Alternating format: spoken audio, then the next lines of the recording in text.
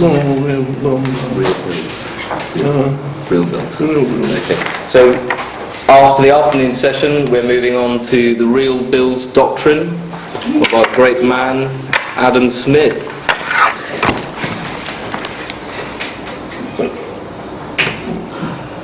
What I have to say about real bills is very, very central to our course, and it keeps coming back in future courses as well. So I would like to put it into context a little bit so that you will see why it is so important.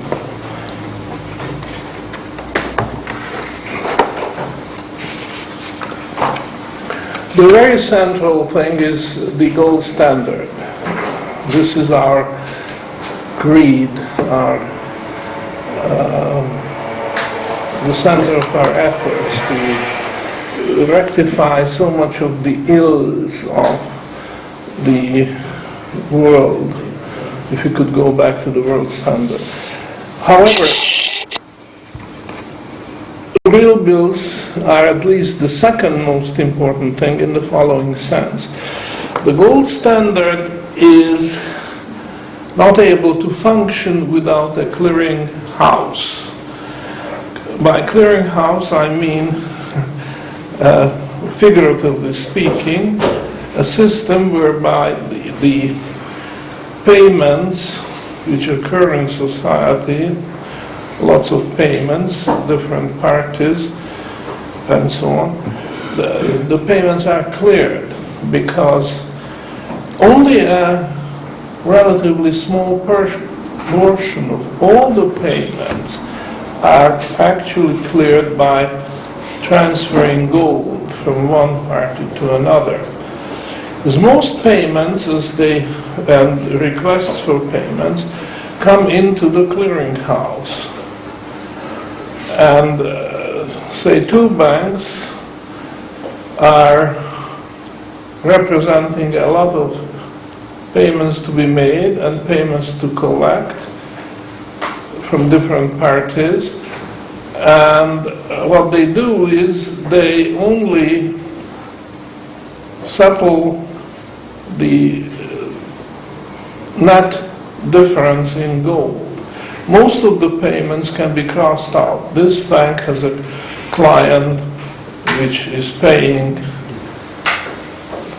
a client of the other bank, and then a third client of this bank is paying to a fourth client of this bank. So then there's no need for actual gold transfer because the payments are crossed out on the books of the clearing bank. And that's a tremendous simplification. This is done on a daily basis. This used to be the case in New York City, where there was one of the largest markets at the time in the 1920s, early 1930s. There was the New York Clearing House. It was maintained by all the member banks of the area, and this clearing house did have a vault in gold, holding gold coins. So at the close of the business, every single business day, the representatives of the banks appeared and they presented checks, and they crossed out a lot of the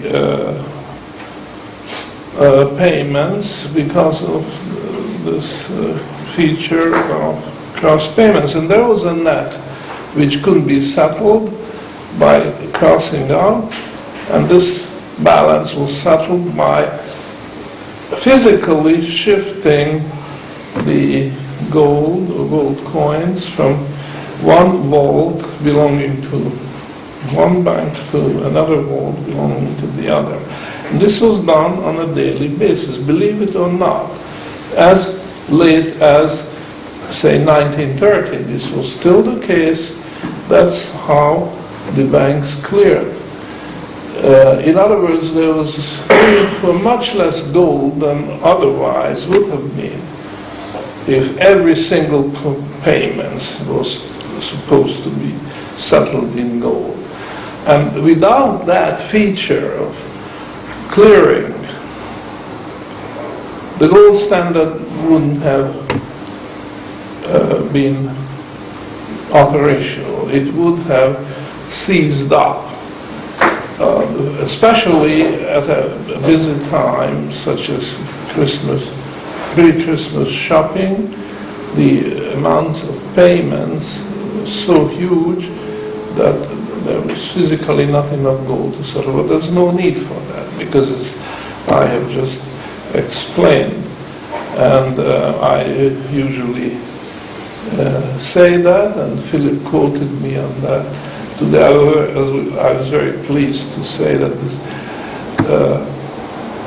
little idea stuck, and you remembered it, and I hope you will too, that the gold standard without a clearing house would collapse during the first Christmas shopping season because of that lack of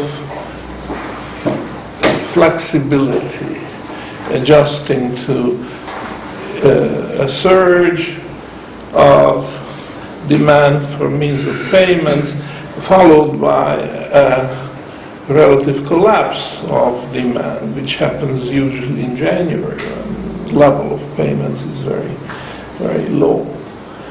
So what the real bill does is, or rather the bill market does, is this clearing function for the gold standard. Adam Smith described this process in terms of a great flow, a great river, which is emptying into the ocean. He was talking about social circulating capital. This is that part of the goods society is producing which is going to be consumed relatively soon. In fact, during the current season of the year, before the season changes. All these goods are slowly or fast, but in any case they are moving day after day after day, getting closer and closer to the consumer. When they are within earshot, and earshot means 91 days, sounds like an arbitrary number, but it's not. It's the length of the seasons. So when these goods are within earshot of the consumer, then their character changes. They become very liquid, these goods, moving to the consumer.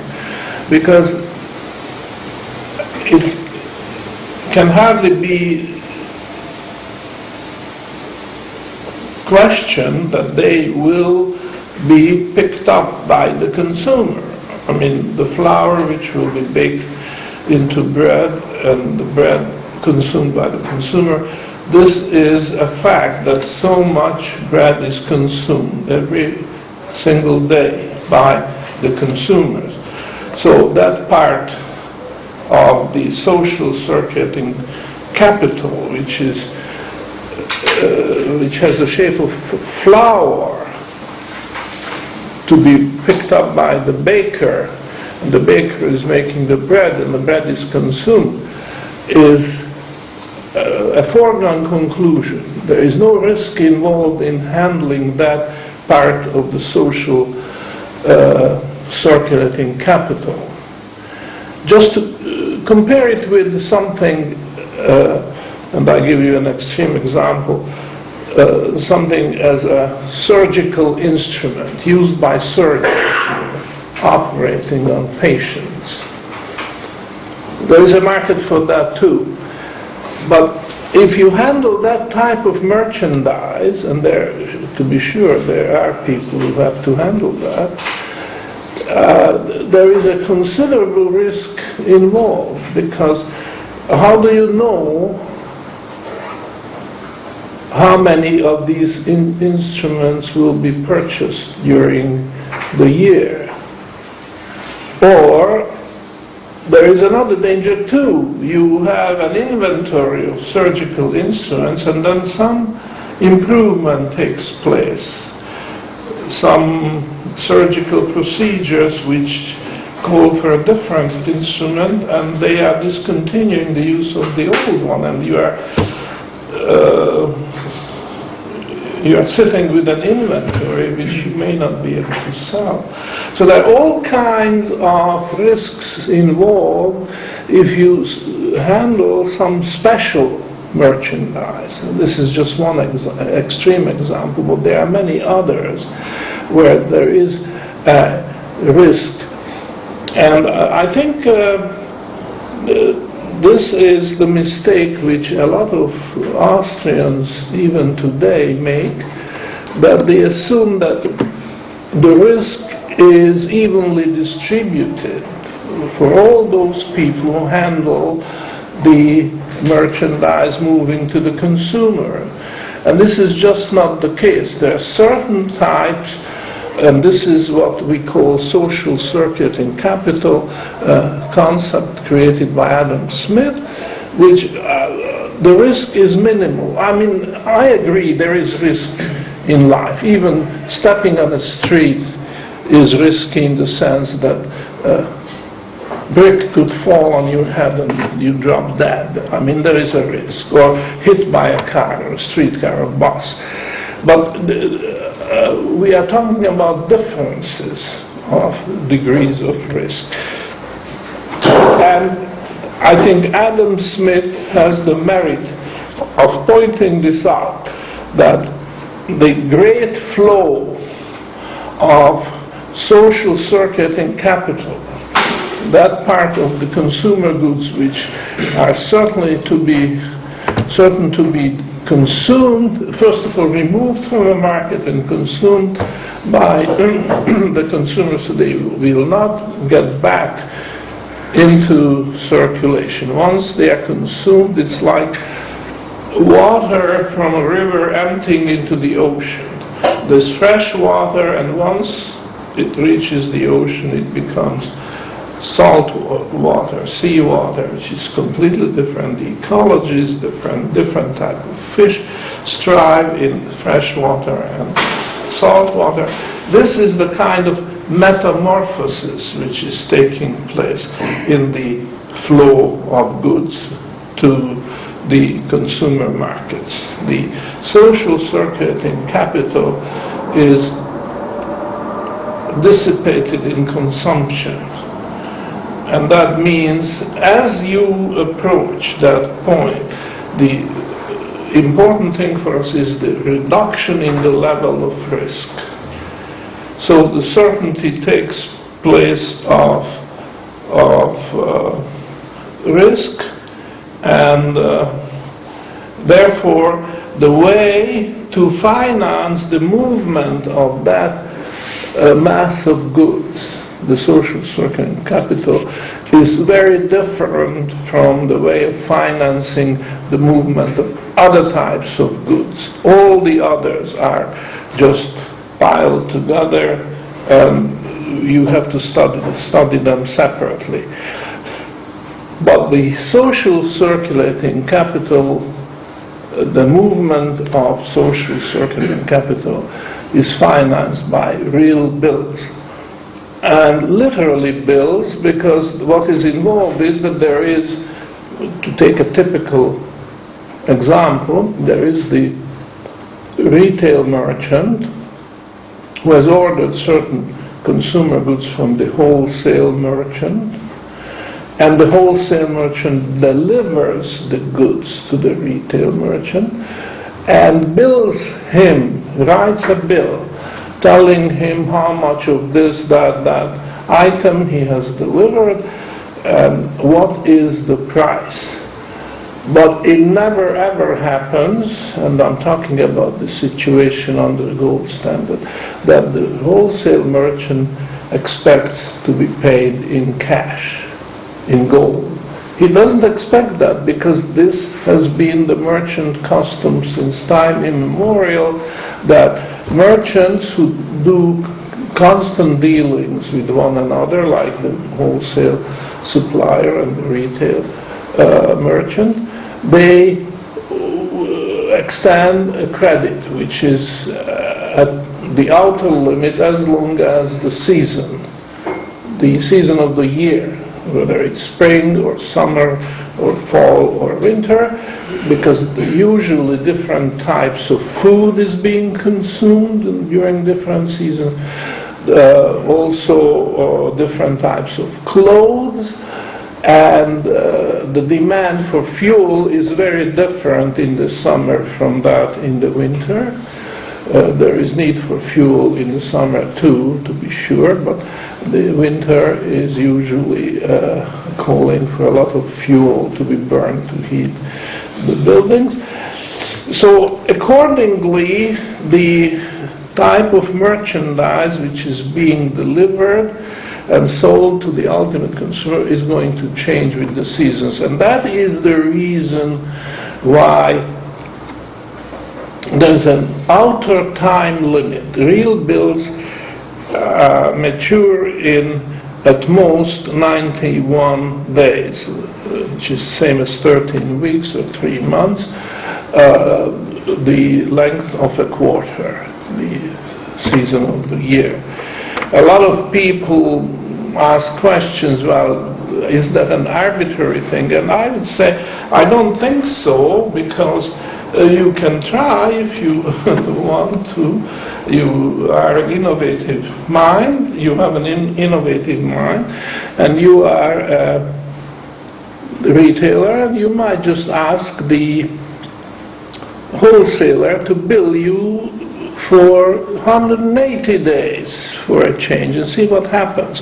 Well, what happens to this real bill, the 91-day bill, is that the wholesale merchant is not going to sit on this bill and wait for 90 days to cash it in. No, he has his own suppliers, right? It could be a producer, could be a shipper from another continent, whatever it is. He can take that bill which has been accepted by the retail merchant, who signs it and say, I accept, and signs it with a date. And he gives it back to the wholesaler. And the wholesaler doesn't sit on this bill waiting to collect, but when he gets his next shipment from his own suppliers, he can take this bill and use it as if it was cash. And the supplier of the wholesale merchant will accept this. He knows the signatures, he knows that this is a genuine paper, there's no counterfeiting involved, and he knows that these goods are in demand. If there's any change in the demand, the supplier would know. And then he might just question that there's too much of this type of merchandise represented on the bill. So then he would take exception and say, look, I don't like this bill. You just try to take it to a bank or somewhere else, give me another one. Or this could happen. But as a rule, there is no question these bills do circulate. Now, you have an innovative mind, and you think you can outsmart this very old merchant custom of 91-day limit at the outside, and you say you want to have 180-day bills. And then you try, and the wholesaler may sympathize with you and say, oh, I'm going to try to. But then, somewhere along the line, somebody will reject that bill. He will say, no, that's not reasonable. I am not going to take that kind of risk. Who knows what's going to happen during the next quarter. This quarter is fine, but you are talking about the quarter after that. There could be all kinds of changes in demand, in conditions, and that's not reasonable to assume that risk, and therefore this bill will simply not circulate. So that's my answer. If you say this is ridiculous, 91 days, you just got it from your thumb. This is unreasonable. Well, the answer is, well, that's the way the market operates. The market will not provide the same facility for bill circulation what you have for the 91-day bill. Because 180, there are bills like that, and I'm sure when it comes to surgical equipment, very fine products made of the finest possible steel or other metals, when they are delivered to the outlet, to the retailer, then probably those are 180 days or longer. However, those bills do not trade in the same bill market, because the same bill market will reject them regardless of the quality and all the good properties of these products, for the simple reason that they not move fast enough. The 91-day bills move just fast enough so that you can see the ultimate consumer picking up that product within 91 days, and that product has been removed from the market, and the bill which covered the movement of that part of the social circuiting capital has been satisfied, and the cycle of providing the consumer with consumer goods is complete. But there are a lot of other very important things, like items, consumer items, which move by the nature of thing much more slowly, and that's unfortunate. You might say that's not right, this is not just, but who are we to quarrel with the facts of life? This is just a fact of life, but the market will not accept them, as it will accept the 91-day bills, which are drawn on goods. And by the way, the bill will itemize just what consumer goods are involved, how much, what type of transportation is involved, if it's shipped from overseas, then even the name of the boat is mentioned, and insurance documents have to be attached in order for this commercial bill to be complete. Another name for real bill is bill of exchange, and the origin of bill of exchange is lost somewhere in antiquity, but the revival came during the towards the end of the Middle Ages, when the Italian cities, such as port cities, such as Genoa and Venice and some others, have standardized these bills, and a very great expansion of trade followed. And we have the records of these, because they kept very accurate records, these bankers or bill traders, we may call them. And it's a very interesting study to go back to those records and see what kind of merchandise they covered, and how the character of this merchandise may have changed. And So there's a great deal of evidence. There's no guesswork here. This is a fact you can demonstrate. And this also has to be studied together with what we call commercial banking. The banking business has two great types. One is commercial banking, which is based on the trade of real bills, and investment banking, which has to do with financing the trade of other goods which do not move fast enough and still are very crucial for society, and the two should not be mixed.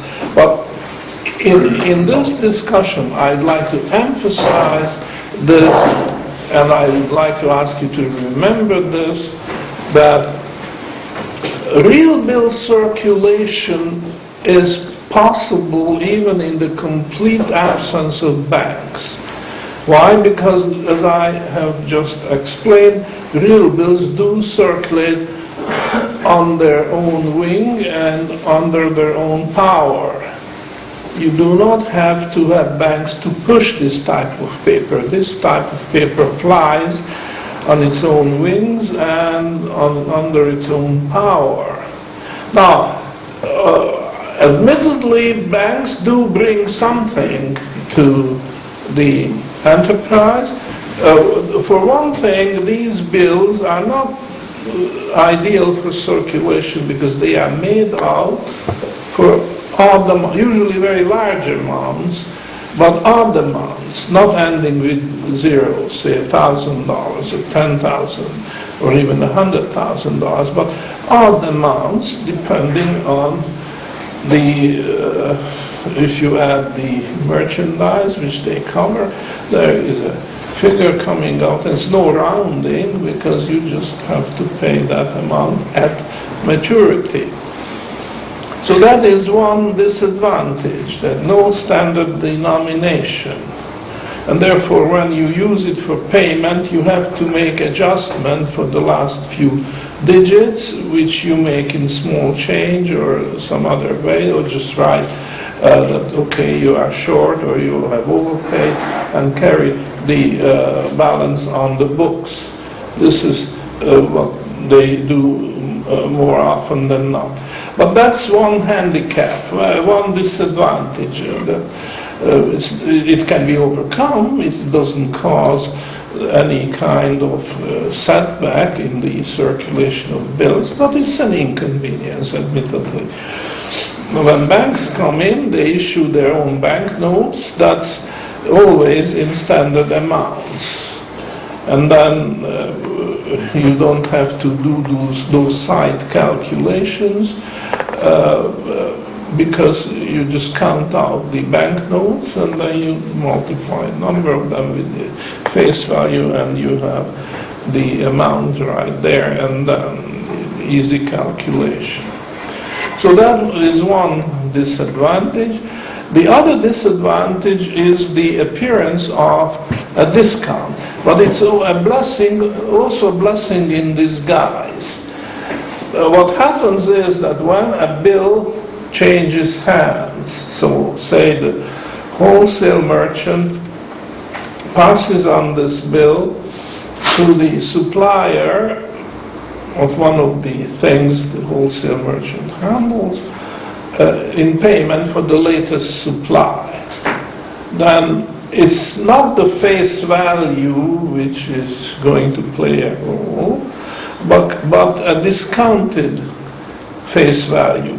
To be precise, the face value of the bill will be discounted by the number of days remaining to maturity. This bill has a maturity somewhere in the future, less than 91 days away, and at that time the face value will be paid, but we are not yet there. So if you want to use it for payments now, that's fine, but then the supplier of the wholesale merchant is going to discount at face value by the number of days.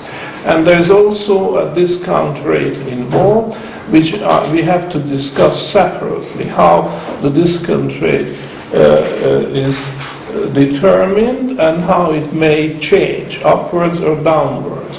And also a very, very important topic is the relationship between the discount rate and the interest rate. The two are very, very different and not to be confused. I'm sorry to say Ludwig von Mises made the mistake of suggesting that the discount rate is just a short-term interest rate. Well, it is not.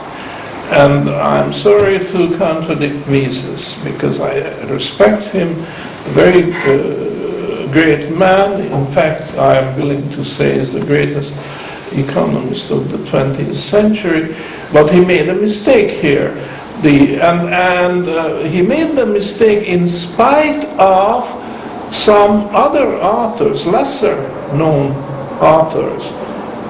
Especially in France, there was a school, and the French economists did not make the same mistake. So Mises must have been aware of the controversy, and he took the side deliberately. He said, no, there's no difference between interest rate and discount rate. In spite of a school which already existed, I mentioned France, and Charest is an author which I can quote.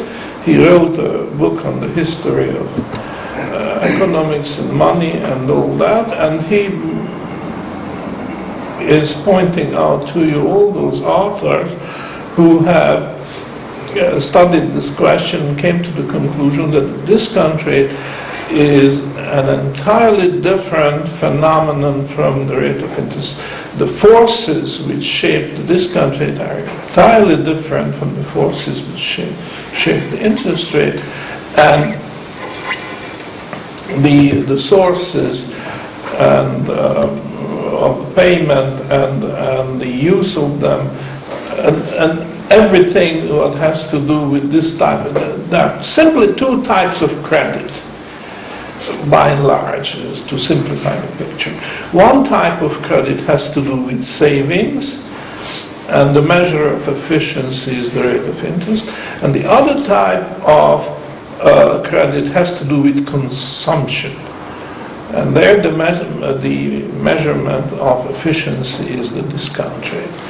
So because consumption is different from saving, in a sense just the opposite of saving, therefore the whole theory covering the discount rate on the one hand, covering this, have to be different. These two theories are just different. Like it or not, they are different. And this, unfortunately, is lost in Mises's economics, monetary economics. And I just had no choice but criticize Mises on this account and try to explain why this is indeed the case and why Mises was wrong on that particular issue. But of course, there are those who represent Mises, right or wrong, which is very unfortunate, and it has the danger in our present situation that it could be that the monetary system collapses in a matter of few years. And then, perhaps by, as luck may have it, well-informed, enlightened President of the United States makes a decision that it's time to go back to the gold standard. And if he listens to the Ludwig von Mises Institute, the type of advice they are dispensing, then he will go for what they call 100% gold standard, which is a very bad misnomer. There's nothing 100% about it. And in fact, it's not a viable system for the reasons we have already explained. And they put that gold standard into effect only to find that it will collapse. And then you see, once this happens, the gold standard will suffer another setback, and it may take another 100 years before anybody will have the courage of saying a good word about it. Give a dog a bad name, might as well shoot it. And this is the case with the gold standard too. They gave gold standard a bad name, and for almost 100 years the gold standard was out of favor. Right now there is a little bit of hope, a ray of hope, that the gold standard may just come back because the present system will have such a bad collapse that people will wake up and realize that. But if you don't do it the right way, then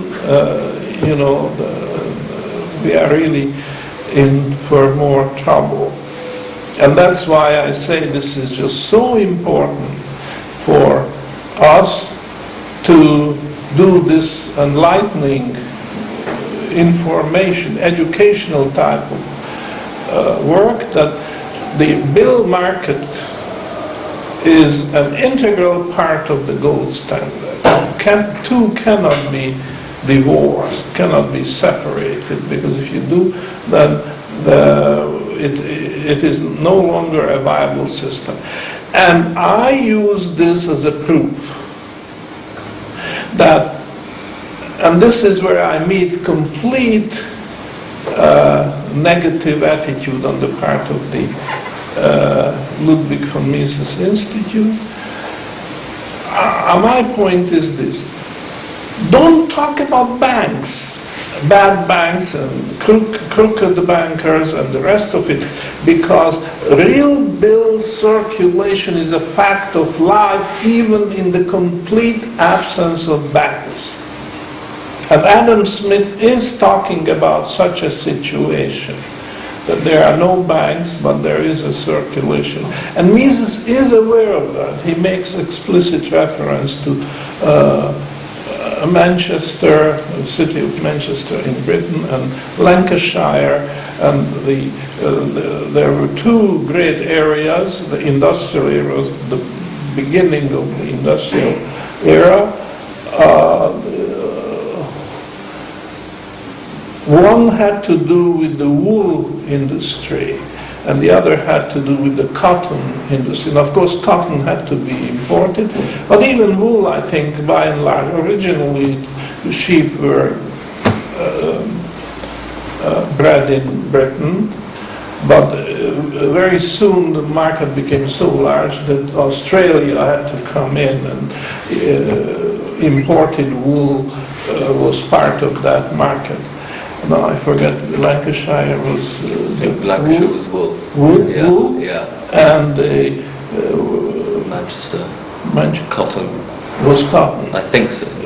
Yeah. I've never been there, so I don't venture that far north. Well, can you shed a little more light on that? Well, anyhow, there are two areas. One, the wool industry. You see, the wool had to be cleaned or whatever, prepared for, and then it was dyed, and then there was spinning the thread, and then the weaving, and then it was delivered to the cloth. The tailor, and then he made the cloth, and it found the way. So that was one huge industrial area in Britain, and the other huge industrial area was the imported cotton in bales. They had to be again cleaned and prepared for further processing, which involved again spinning and weaving, and in this case, I guess, dyeing and various other things, several steps. So in both cases there were real bills passed on. The spinner was at the bottom rung of the ladder, and then he delivered the yarn to the weaver. The weaver wove the cloth, and then passed it on to the clothier, And that was one huge bill market. The tradesmen passing on paying bills. All these bills cleared in 91 days. That was the cotton. And the similar one for the wool, the processing of the wool, making it ready for consumption. And Mises in Human Action does acknowledge that in the Manchester area, before the Bank of England opened its branch office there, the date is not important, but there was a time when there was no branch, and during that period of time, these bills, according to Mises himself, did circulate on their own wings and under their own power. So if they could do it once, they can do it again. Suppose we have a financial crisis now which will wipe out all banks, and nobody in his right mind will start another bank because the experience of people are so bad that they will not accept them. They will reject them. Rudy, you quoted in your book, Brecht told Brecht. He says, robbing a bank is not nearly the same crime as starting a bank. That time may come back.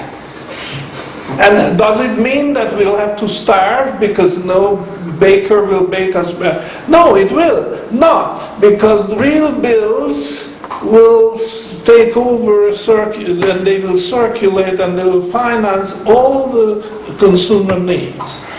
So this is what I've been trying to tell the Mises Institute people, that look, you keep referring to the banks, how bad they are, how fractional reserve, how bad fractional reserve banking is and all that. But this is completely irrelevant, because what I'm talking about is a real bill which will circulate even if there is no one single central bank in the world and not one single commercial bank in the world. Because the world is not going to starve just because there are no banks. The world is going to continue consuming and functioning as normally as possible.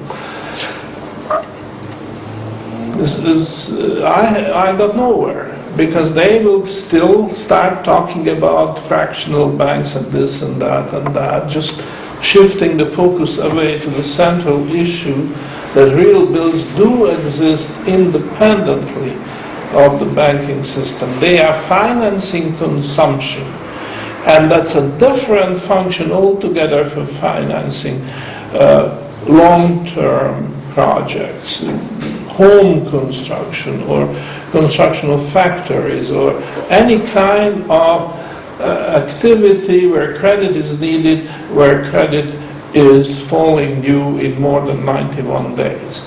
And I have not been successful, I'm sorry to say, in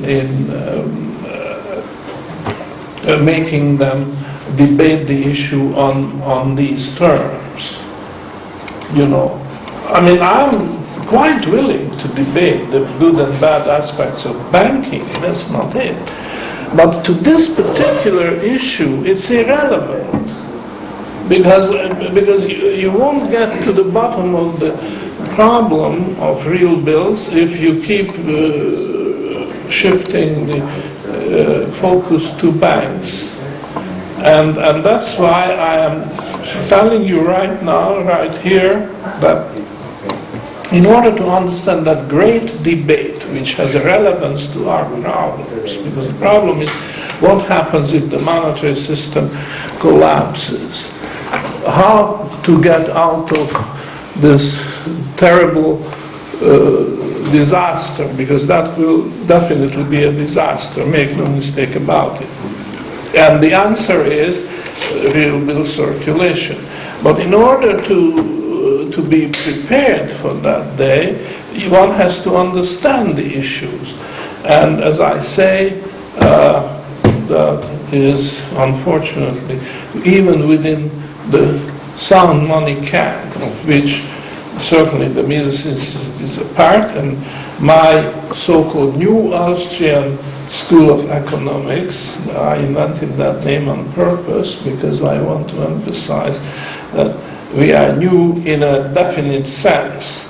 We are separating ourselves from the American Austrians, if I may call them that, because I think a very important part of the discussion is how to finance the revival of world trade. This collapse which we keep talking about here is basically a collapse of world trade, which will cause a terrible unemployment problem and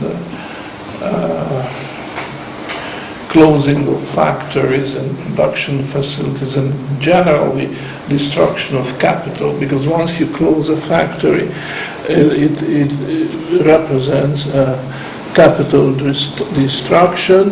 Reopening the factory a month or a few months later is not going to recreate the conditions which existed before closing, because once a factory suspends operation, there is a quantitative disappearance of capital, destruction of capital, which cannot be recreated by reopening. That's another question, but just keep it in mind that the basis of our discussion why this is a terrible problem is because capital is destroyed. Normally it's eroded, but now it's destroyed. So that's the problem, and that's the educational problem we have. We try to convince the world that the gold standard in itself, per se, is not the answer. It's gold standard plus the bill market. If I have 5 more minutes or so, I would like to say something about the demand for bills, and here I mean demand which at the first blush have nothing to do with the production process. You see, our position is that there is an almost inexhaustible demand for real bills in society. Not just those traders, the spinner, the weaver, and so on, who handle the merchandise, have a demand for it to finance their operations, but complete outsiders also. And the reason is that there is the need for liquid funds in society.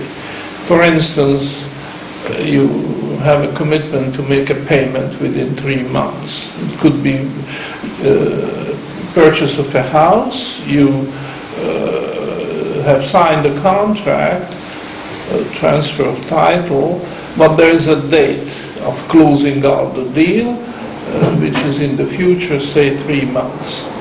This has nothing to do with consumption. It is just a transfer of property, of durable value. You could think of other examples of high-ticket consumer production goods, whatever. But buying a house is as good as an example as any. So you are given 3 months by your contract to come up with the price of the house. So in the meantime, you're liquidating certain assets, selling stocks or bonds or what have you, and the question, what are you going to do with the money which you do not need today but need 3 months from now? So you sold bonds, stocks, there's maybe real estate as well. What will you do? And the answer is, in almost all the cases, your preference is to put that money in real bills. because the real bills are the most liquid, other than gold itself.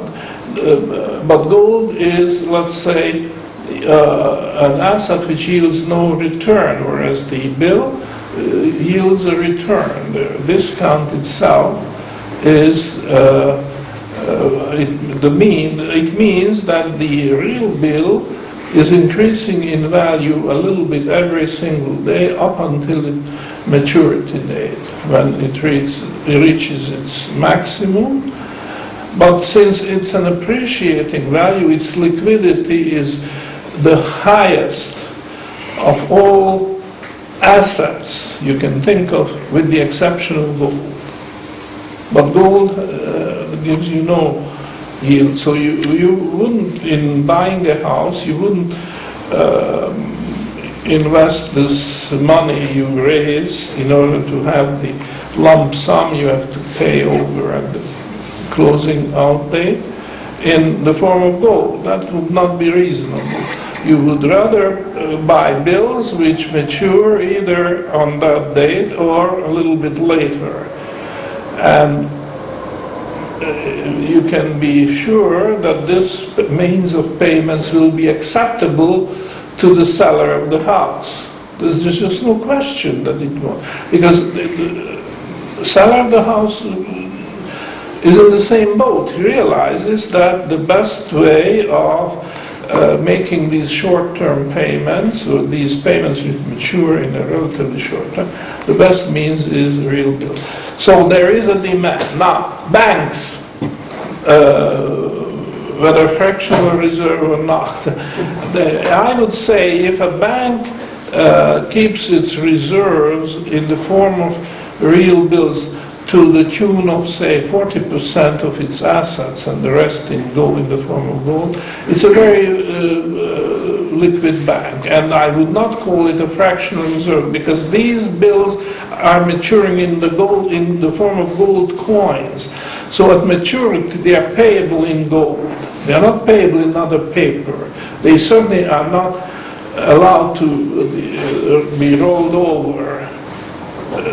If the drawer of the bill at maturity fails to pay the gold coins, the face value gold coins, then his name will be listed in the black book, and he will never be able to sign another real bill in his life. And even his children may not be, because on this black book they are blacklisted, and this type of default is so serious, or was considered so seriously, that you have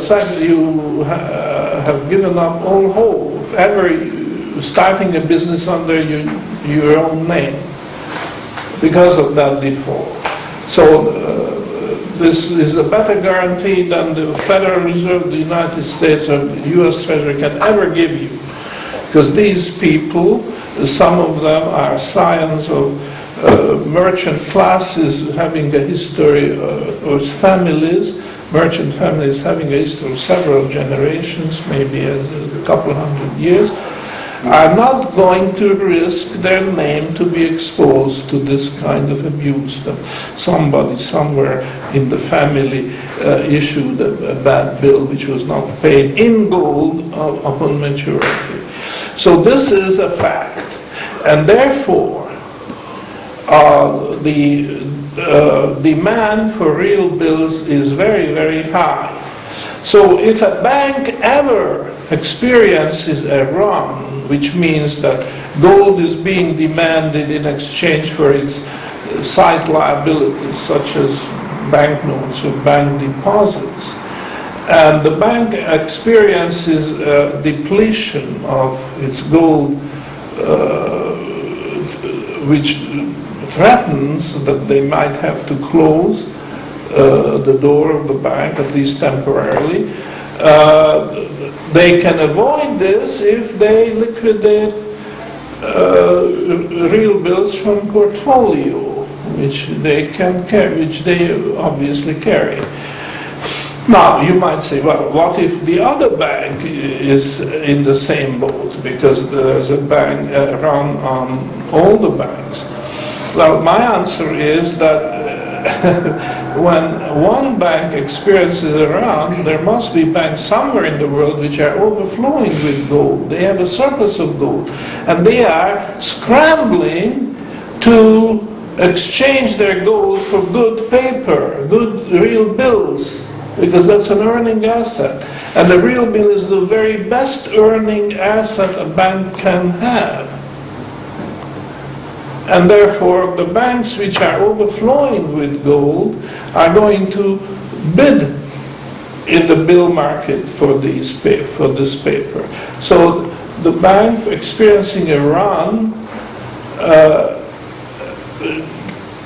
just has to make sure that it will have good paper, which will be acceptable to the other bank, and then he can produce the gold and pays.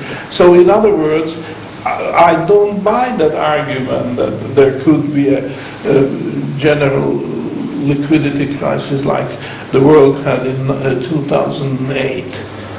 You know, that all the banks would not lend each other overnight cash. That's what was the case. Two banks in the city of London, they couldn't balance their book on the same day, so one bank said to the other, okay, I owe you, but tomorrow I will settle. The other bank said, sorry, I don't trust you.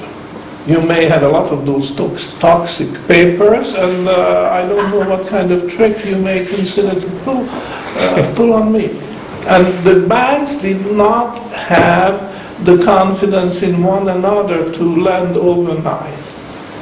Now, under this gold standard I'm talking about, and let's call it an unadulterated gold standard, in which the earning assets of the banks, of the commercial banks, consisted only real bills, but no mortgage, no treasury paper, no bond, no stock, just real bills maturing in 90 days on verifiable merchandise which is needed in consumption. And it's guaranteed that people will eat tomorrow, so they will buy the bread and buy the other food stuff, on which the real bill was drawn.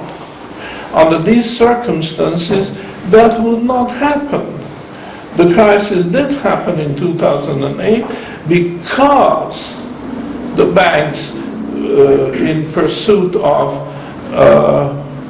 excess profits, they started buying mortgages. They didn't have any business to be in mortgages. Mortgages is a different type of banking altogether, investment banking. We are talking about commercial banking. The commercial banker should not touch a mortgage with a 10-foot pole. And that's the fact.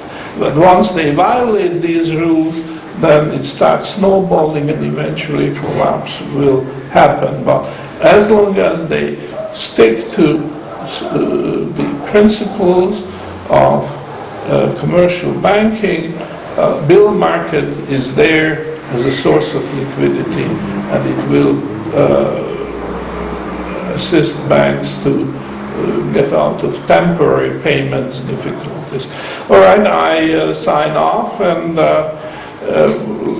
coffee break? Coffee break. And we continue with the discussion of this particular issue in half an hour. One small comment. Philip sent me this bit of information. Before World War I, the German Reich Bank had a rule of operation to their commercial banks: 1/3 of all assets in gold and 2/3 in real bills. That was it. So where did you take that out, Philip, if I may ask you? Do you remember?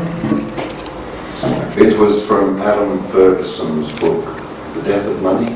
Wow. I think it's called The Death of Money. When money dies. When Money Dies, thank you, the Weimar Republic experience. No. Niall Ferguson isn't that erudite. No, Adam Ferguson. Okay. Okay, thank you.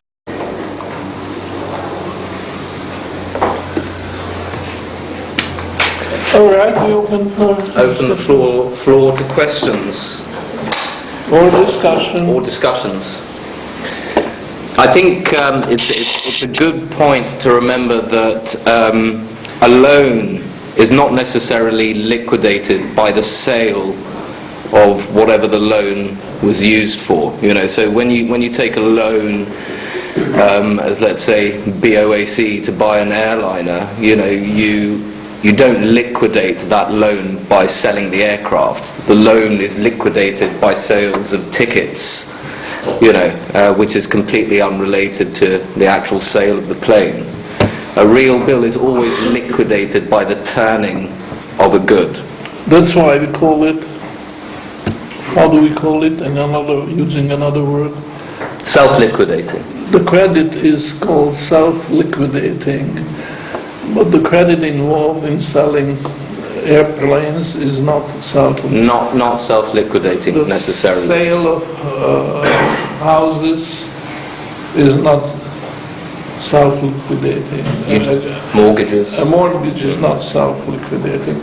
There was a saying in Lombard Street in London, when bankers was a real profession, which today it isn't, because they are just a bunch of speculators. But the saying was that the easiest profession in the world is that of a banker. Why? Well, because the only thing the banker has to do is to be able to distinguish between a real bill and a mortgage. Very simple. And they couldn't do that because we had this subprime crisis. They treat that idea when they took these mortgages and had a pile of them, stapled them together and say, this is now security. They call it securitization of mortgages.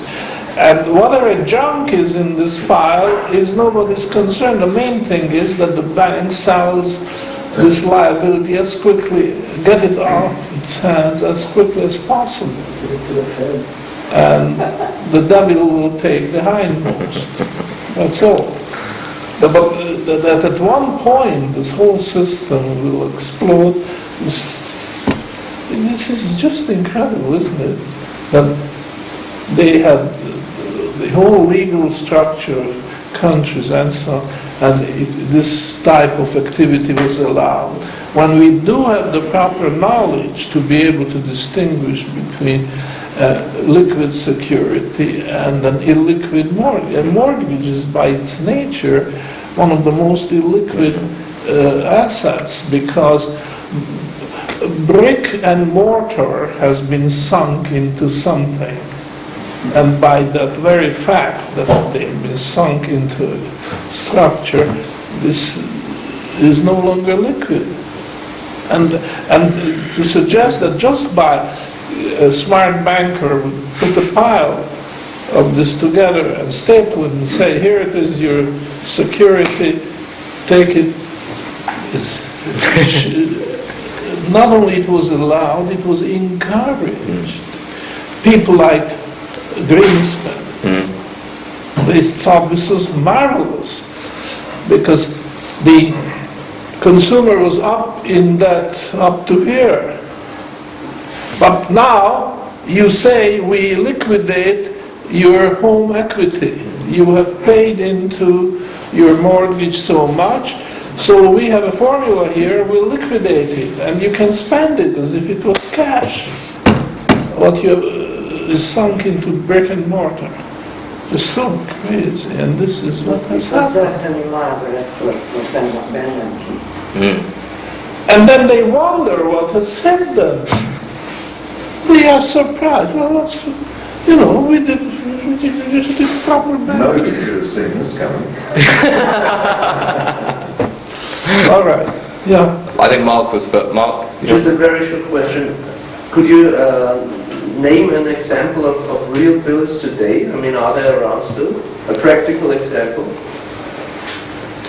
No real bills today. I think the nearest thing is short-term commercial paper, but that again, that is not the same. liquidity. No, not necessarily, no. And there is a reason for that. There is a very good reason why real bills could not exist under a paper money system. And that's a philosophical reason, but I think you can confirm this by actual experience.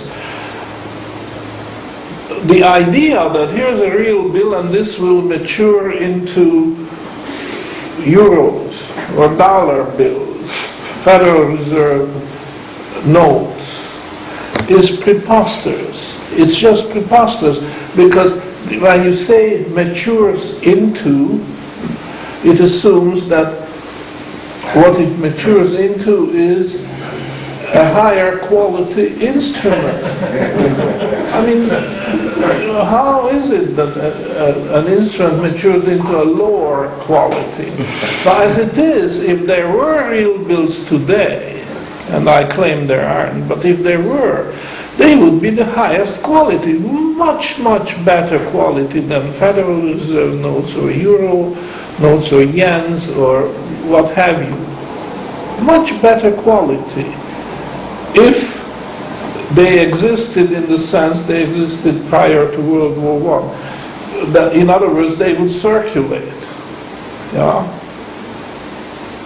And I'm saying that there are no such thing, not because there's any prejudice against them or the government would stop them if they appeared. No.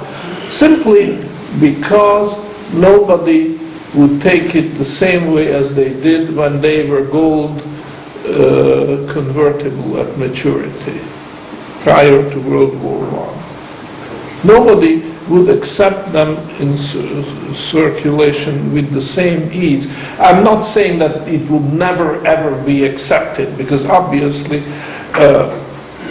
there could be special circumstances when two people who are trading with one another make a bilateral agreement and say, I accept your paper for delivery, and whether you give me a collateral security or not is another question, but I do accept, okay, that there might be such exception. But when I say general circulation, I assume that without much fuss, the party which is offered this in payment will accept it. He will not accept it if he finds something wrong with the construction of the bill, or takes exception to some of the signatures, that, I don't trust that guy. But generally speaking, if there is no special reason for rejecting, the bill will be accepted in payment. And this was so general before World War I that it didn't even occur to people that a paper bearing 2 or 3 good signatures, I say 3 because very often there was an acceptance house which made it its business to pay maturing papers, to accept them, in other words. And then they did the collection, which is a specialty in itself. So these acceptance houses specialized in collecting the maturing real bills. So a real bill usually carried 3 signatures, 3 good signatures. One was the drawer, the other was the drawee, and the third one was the acceptor. The drawer was, in my example, the wholesale merchant. The drawee was the retail merchant to whom delivery was made. And usually a bank or acceptance house was a third signature with an address, that the payment upon maturity will be made at such and such an address at this bank or acceptance house, you see.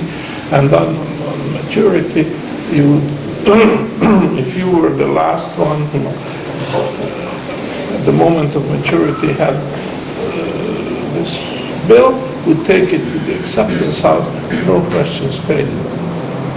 You were paid. Okay. So with 3 good signatures, it was better than a Bank of England note or a U.S. Federal Reserve note or Treasury bill or what have you. Yes. Let me just add that the laws on real bills are still in existence. They have not been repealed. You could perfectly still draw a bill in this very same way as it was done before. Nothing would stop you. You may get the odd look, but it can still be done. Quite perfectly possible. But it's another question whether it would circulate or not. Yeah, you can forget circulation. So it's useless.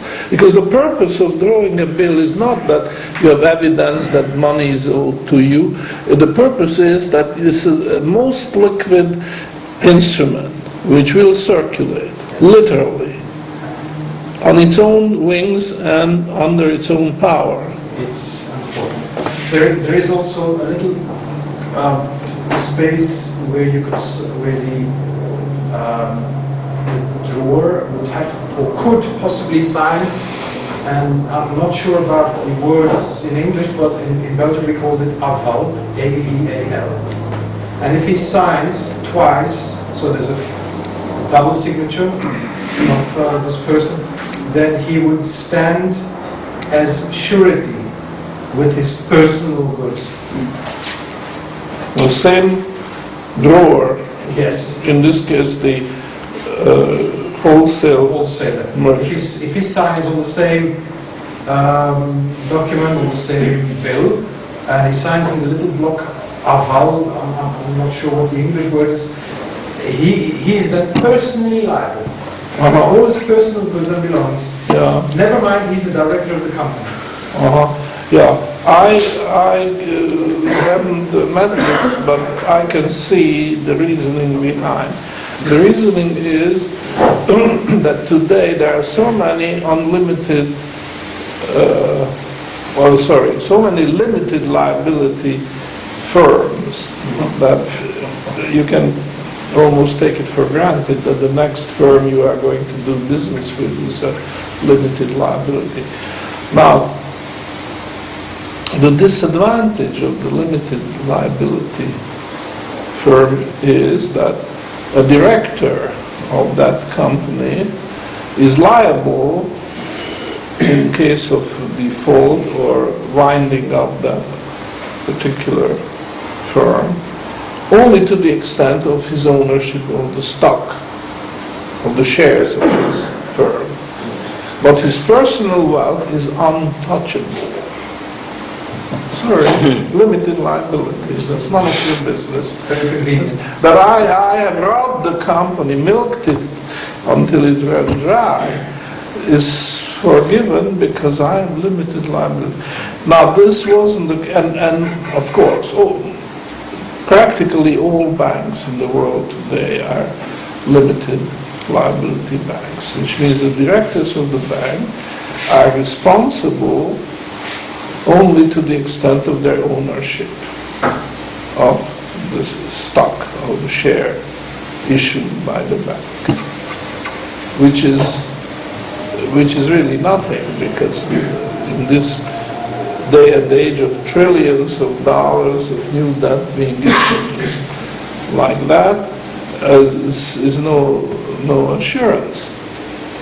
So I am very grateful for this example which Peter gave us, that at least in one country, Belgium, there is a way to give extra assurance to the holder of the bill.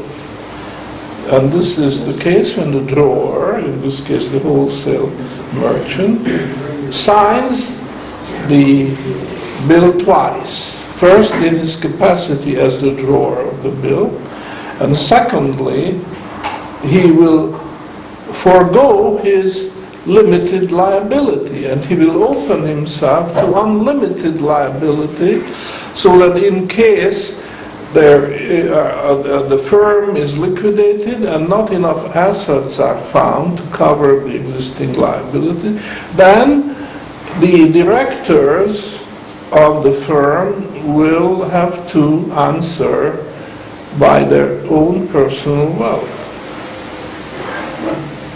And I admire this feature. I'm not aware of other countries having that, but certainly it's interesting to know that in the case of Belgium, this has been the case for a long time. I have used this about 15 years ago once. It was in the setup where there was a jeweler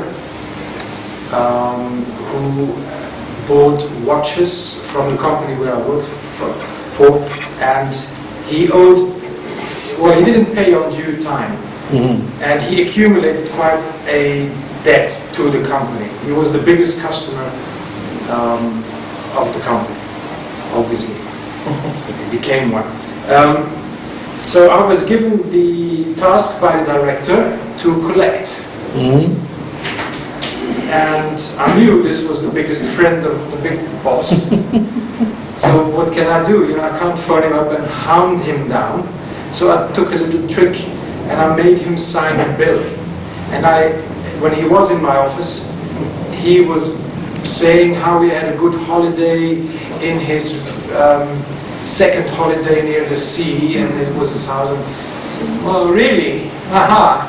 Okay, well, we'll arrange something with a bill, and that will occur in 30 days. And I knew he would default on this bill, but I made him sign for aval.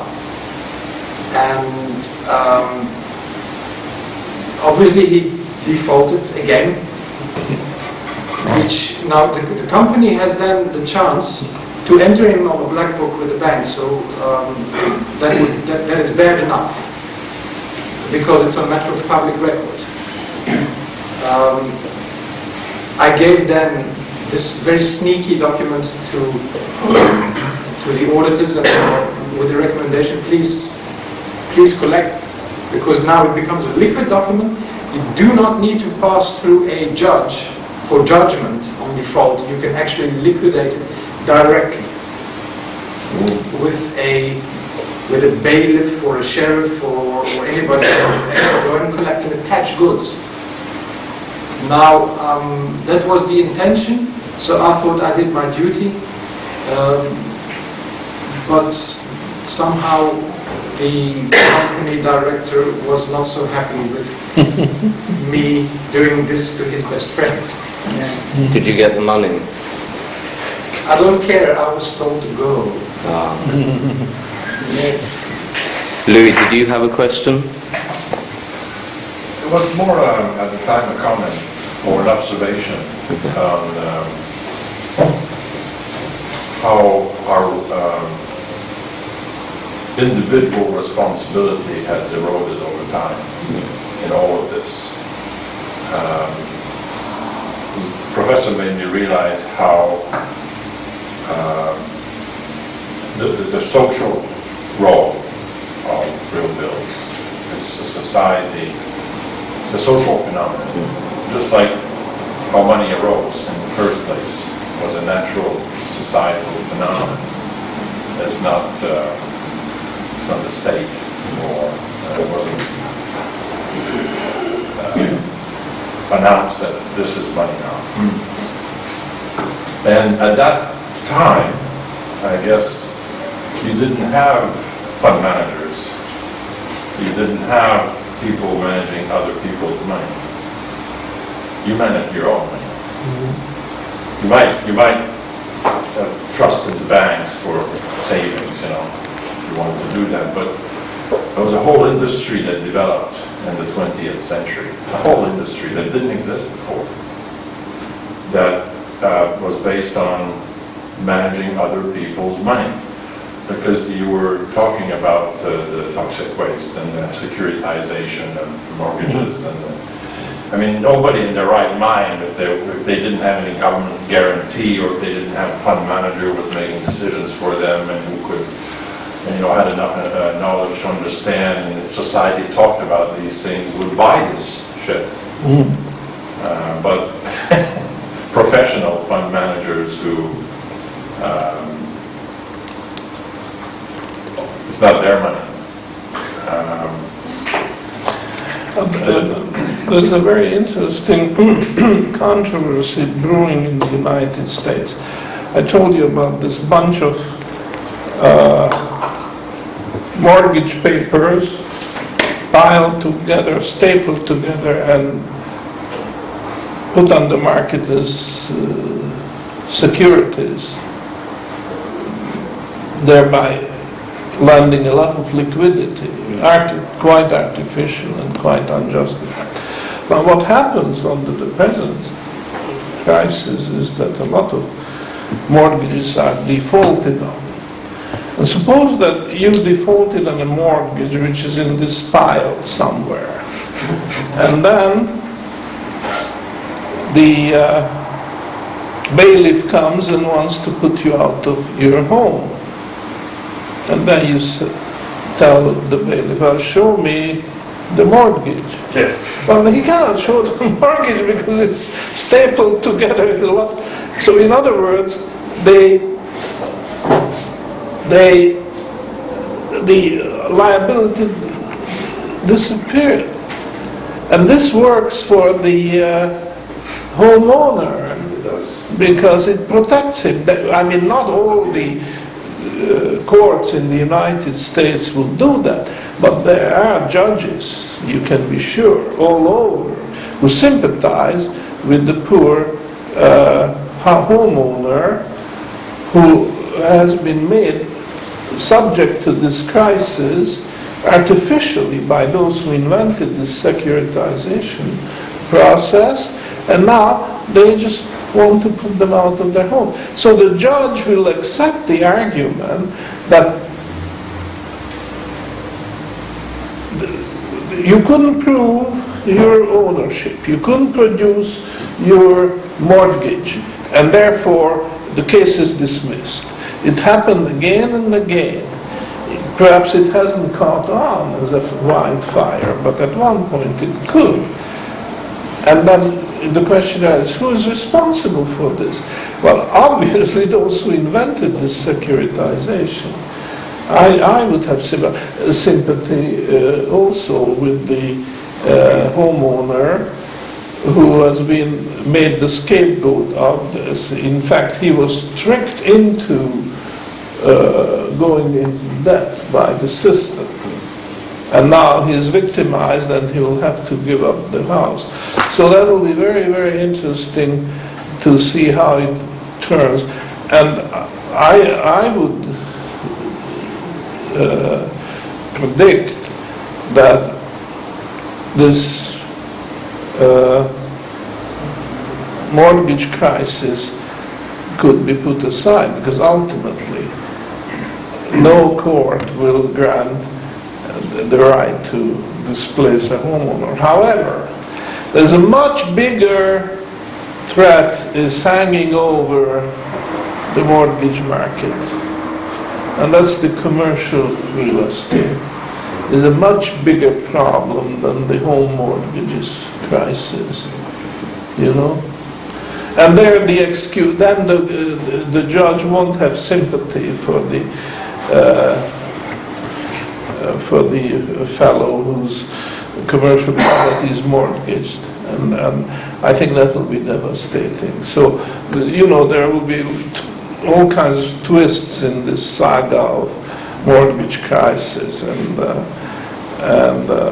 it ultimately will collapse, because the commercial mortgage market is much more exposed and much more vulnerable than the home ownership mortgage crisis. Further questions and discussion, comments?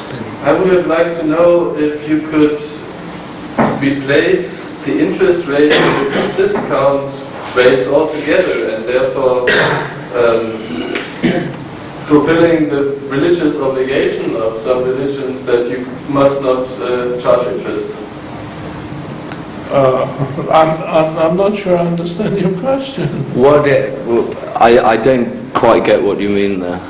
To replace the interest altogether with discounts. So you don't loan, but you can't, for the very good reason that an interest contract is long-term, and discount comes in only when the maturity is 91 days.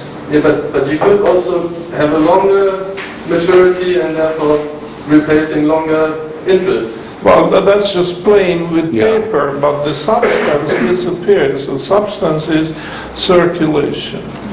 You know, the 91-day bill will circulate, and longer dated instruments will not circulate, and I even question whether the discount, or what you call discount, would be discount proper, because discount proper assumes circulating bill.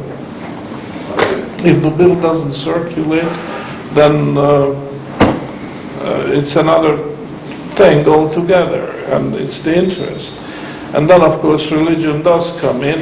Now, of course, the Christian religions have adopted the attitude that usury is one thing and interest formed by the market, supply and demand, is another thing. And therefore, even the Catholic religion, which took a longest period of time to get away from this idea of Aristotle, and through St. Thomas of Aquinas, it was absorbed into the Christian theology, that interest taking and paying also. Not only those were sinning who charged interest. And if you paid interest, you were just as bad a sinner as if you were charging interest. So there are two sides to the coin. And first, the Protestant religions advocated relaxation of this very rigid and unreasonable rule. And then, after 200 years, the Church, Catholic Church, advised the confessors, father confessors, not to hold penitents as sinners who paid or charged interest. And usury was defined and so on. So that was the end of that saga in the Christian churches. But we know today the Muslim religion considers this in a very different light. And in fact, it's very similar to the pre-Protestant attitude of Christianity, that interest is a sin and you have to pay for it in hell, after you die and so on. And I have not really studied this question of the Muslim religion, but I think you are justified in saying that if you could introduce real bills as evidence of debt, this would be allowed by Islam. Don't take my word for it, because I'm not an expert and I haven't studied this, but I think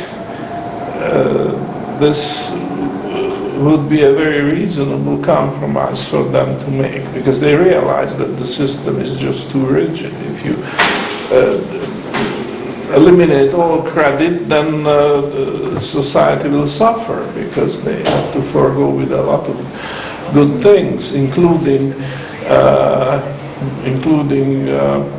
therapeutics, personal health, who was providing health or medication or whatever to individuals, because that's based on credit too. After all, various medical procedures and practices at hospitals and so on were built with credit. So the credit can do a lot of charitable work as well. But I think the difficulty with your argument is that if the credit doesn't circulate, then you can call it discount or whatever you want. You can call it even self-liquidating. The fact that it doesn't circulate is finished. It's just not the same. So basically, it's just fiddling the word interest, whereas yeah. I think I know the answer sort of, but I would like you to elaborate once more on this discount rate and why do I earn under a gold standard with a more or less risk-free vehicle this discount rate? Is it because of the liquidity preference? So why because it's more or less risk-free, and so it shouldn't be an interest in that sense. I think it boils down to the fact that it's an appreciating asset. A real bill, almost linearly, without much zigzagging, increases in value up to the date of maturity, when the face value will be the commercial value of this, and it's without any further hassle. It's exchangeable for gold, you see. Now, there are many other assets, and you might argue that other assets are also increasing, because a bond, for example, it ultimately on maturity will be payable a fixed amount. So you might say that in the meantime, the bond may have a lower value now than the face value, but if maturity is only 1 year away, then through a linear graph, the value of this bond will increase until it reaches the top value, the face value. The trouble is that in the case of a bond, this is going to be zigzagged. It's true that the face value is going to be approached, but there could be a day-to-day variation of several percent or even 10% or whatever in the market value of this marketable bond. And it could be actually higher than the face value. This has happened, and in the case of falling interest rates, actually, it happens all the time. So the problem is that it's only the real bill which approximates this ideal of a linear rise in its commercial value until it reaches the top value, which is the face value, without much zigzagging. I mean, there could be noise. I'm not saying that it's absolutely, but risk-free means that this noise is confined to a very, very narrow range. But why do I earn this? Because of the liquidity preference? Because an ounce of gold is more worth now than in 91 days? That's right. Yeah. That's right.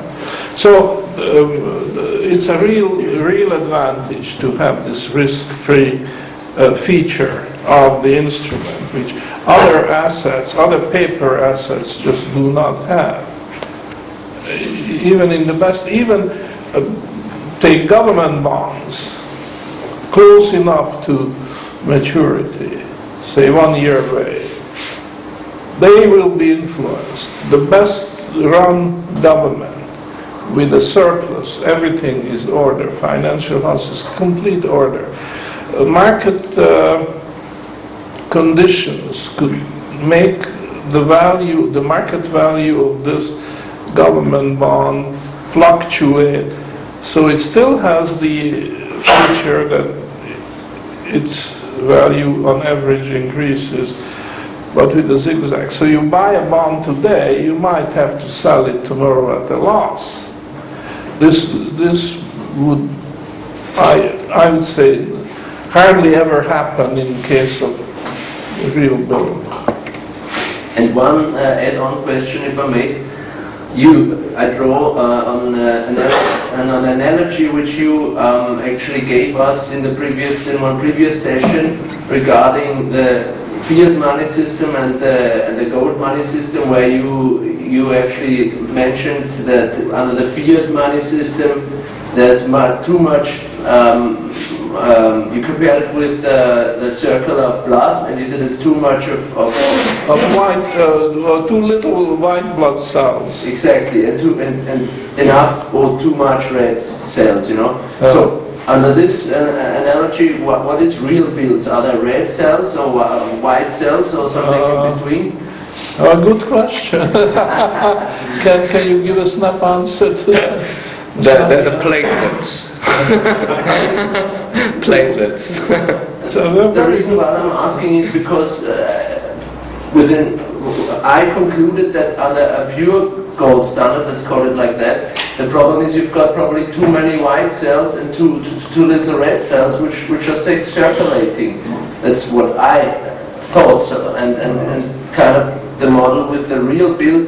You have enough circulating red cells and enough white cells.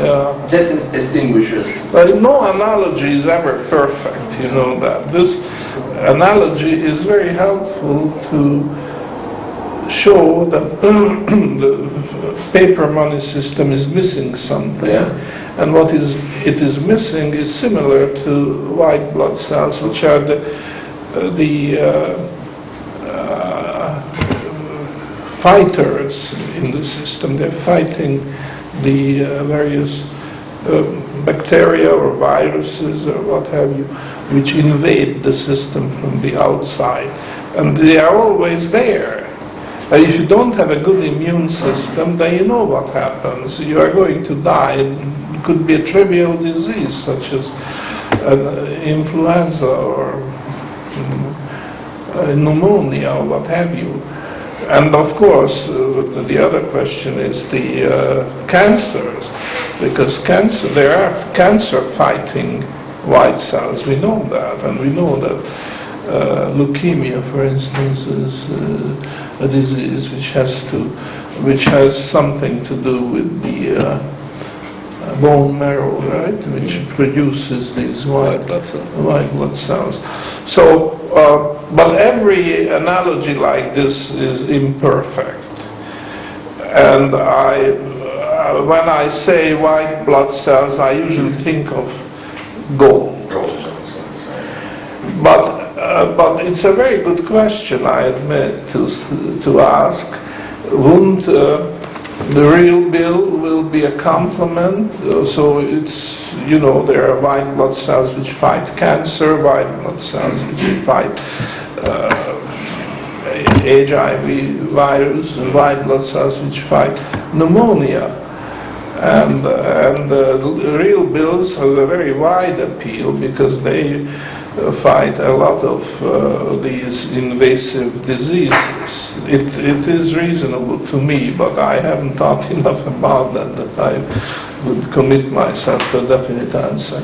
I think it's a good analogy because the red blood cells carry the fuel, the oxygen that keeps the system going, just as the real bills carry the circulating social capital, the stuff people need to live. And when demand for oxygen in your body increases, there are more red blood cells created, just as there are more real bills created. And when the demand for stuff decreases or spending decreases, these bills go down, so they follow the demand of the civic body. And another thing is that if there's a physical constraint on the economy, we're talking about grain and drawing bills. Well, you can only draw bills on grain that's delivered. If there's no more grain to be delivered, no more bills can be drawn. So the economy cannot overheat. But Rudy, are you saying that the real bill is more like a red blood cell than a Yes. white? Yeah, you see, that's why I'm not so sure. I have to think more about this. This is another point of view which is very valid, that the real bill assumes and circulation in the opposite direction. Here's the paper going, and underneath there is the underlying good going in the opposite direction. So that's like delivering oxygen to the cells so that they can function. You have to think about this more. But in any case, there is a limit to the applicability of this. Yes? I would add to that gold is the super white cell because it also carries the oxygen. It fights the disease but also carries the oxygen. I won't argue with that. That's reasonable. Gold is the king. Yeah. But something is definitely missing from our present economic circulation. This paper, which is a congenital disease of paper money. It cannot be doctored away. It's just not suitable for the purpose for which it is being used, paper money. Paper money is a form of credit, but if there's nothing more than a promise and an irredeemable promise, because it's still a promise. A paper banknote is still a promise. The bank promises you to pay $10, $100. But you see, if the producers refuse to sell the goods, then such a promise is meaningless. And that day is coming. It has been historically, without any exception, true that when they start issuing paper money, at one point producers stop honoring. They will not sell, or they will demand exorbitant prices. And this is coming. So an irredeemable promise is no promise at all. The system keeps going because of inertia. People without thinking accept paper money because they have always accepted this. It doesn't occur to them until a monetary crisis comes or a very conspicuous jump in consumer good prices that, what is this paper? What is behind? And there's just hot air behind the paper issued by the Bank of England, the Federal Reserve, Japan, China, all the rest. So the game of musical chairs could come to a very ugly end. I think it's worth remembering that British banknotes, and in particular Scottish banknotes, were actually real bills, and they matured. And you had to go to the bank and surrender them for gold coin. So what we have now, is a very bastardized version. Banknotes were originally just an aggregation of real bills held by the bank, or real bills in gold. And they had an expiry date. And the bank would keep your gold for you, but you'd get charged for that, though. So that is something to remember. The banknote we have today is not the way it originally was. Okay. All right. Any more questions? Brilliant. Thanks very much, Professor. Thank you very much.